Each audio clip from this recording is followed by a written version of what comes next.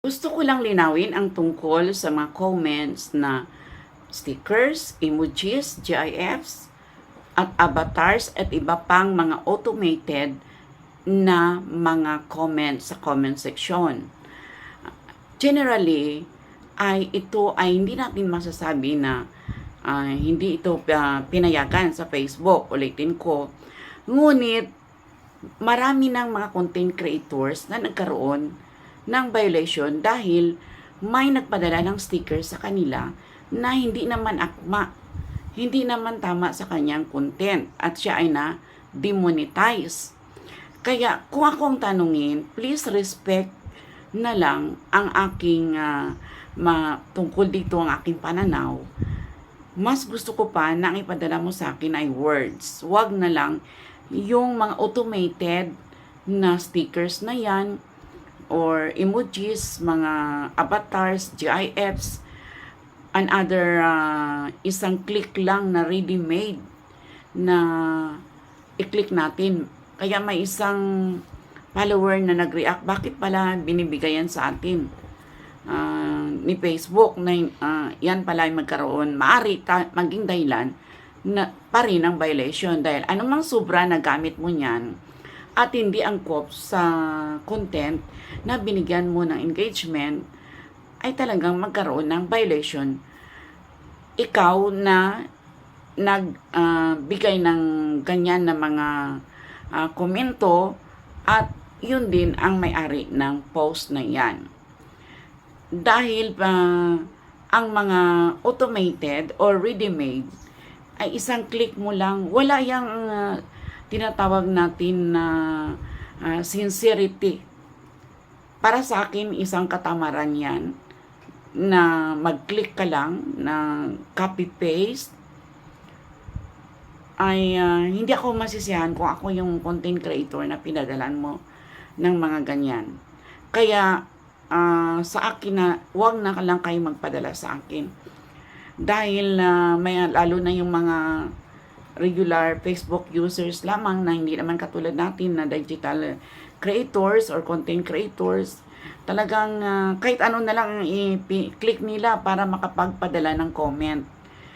At hindi ako maging happy kung yan ang ipadala sa akin dahil mayroong isang malaking possibility na ang aking account ay magkaroon ng violation.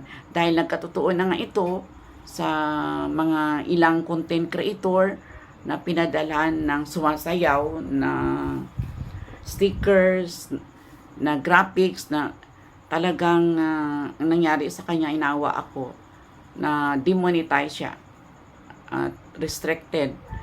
Kaya kayo dyan na nagbigay ng comment ay maawa naman kayo sa amin. Ang paggawa ng content ay binibigyan namin ito ng talagang planning with all the passion, determination na talagang dinudubli namin ang double the effort talaga ito. Kaya please, kung magbigay kayo ng comment, huwag na lang yung mga stickers para hindi tayo magkaroon ng isang possibility pa rin ng violation.